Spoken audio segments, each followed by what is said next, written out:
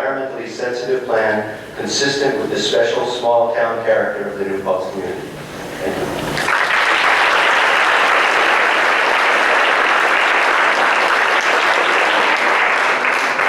Toni, and after Toni, Fred Van Osler, right here, are you here tonight? I saw him come in. There you go, Fred. Good to see you. All right, Fred, you're up after Toni. I would like to start out by saying that although some people have labeled me a proponent of the project or someone who approves of the project, I would like to clarify that I believe in the DEIS process and will not make that kind of a commitment to a project until the secret process is finished. I do, however, am here to speak about community needs and in particular one might be construed as a benefit for this project.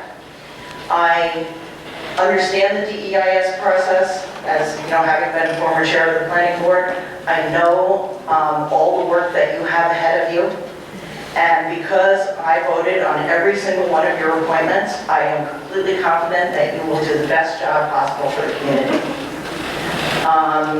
I'd like to start out by saying that, oh, and one other thing, since I'm following Josh, I would also like to put in a disclaimer that not myself, nor my family, or any of my friends will benefit from this project. Just in case anybody had that correlation in the back of their mind. I have been living and working in this community for many years now, and part of my role, not just as an elected official, but also as a Democratic Committee chairperson, I am required to go door to door getting petitions signed every year, now for myself, for other Democrats. And so I talk to a lot of people.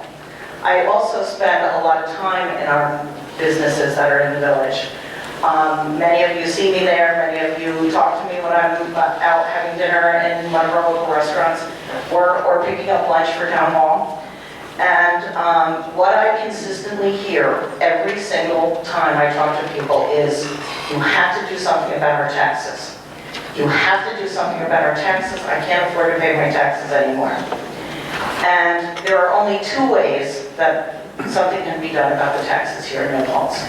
One is to cut our budget, and the other is to increase our tax ratables, meaning getting more higher value in the property by having some responsible development, and a development in a way that brings in more taxes than it costs us.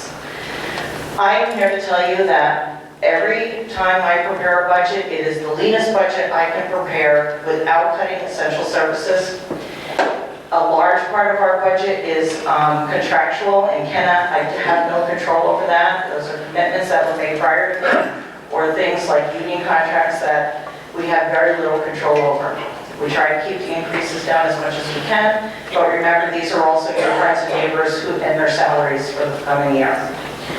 So the budget really cannot reduce your taxes. Reducing the budget can't reduce it. And we have community needs such as the library, who is an important part of our budget. So then the other option is to increase our tax ratables. We cannot continue to grow as a community, subdividing 1, 2, 3 lots at a time, and putting more houses in, and expect our taxes to go down. We have to get some business in here.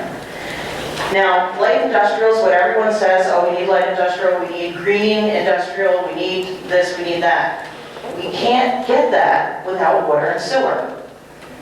We have a building in our light industrial area. The building is there. It's empty. It's been empty for a long time. It's the old Apple Packer building. We had a business that wanted to come into that building just within the last 6 or 8 months. Because we already have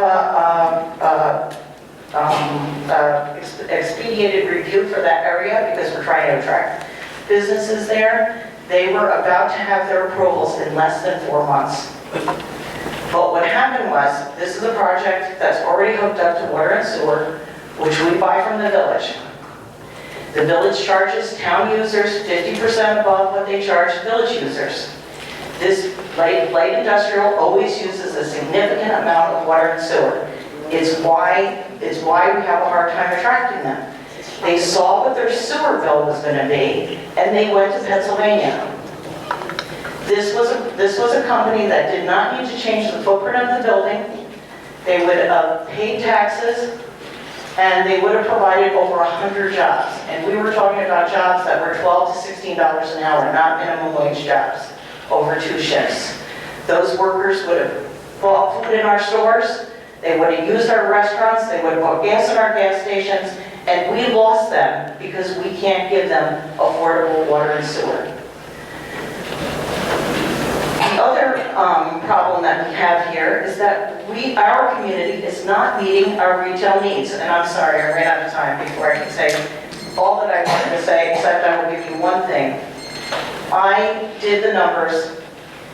If Crossroads were paying taxes this year in 2008, what that would have meant for your taxes would be that a townhouse, a house that belonged in the town of New Paltz, that was worth $245,000, because that's what the town assessor calls a median income house, would have saved $100 on their town taxes.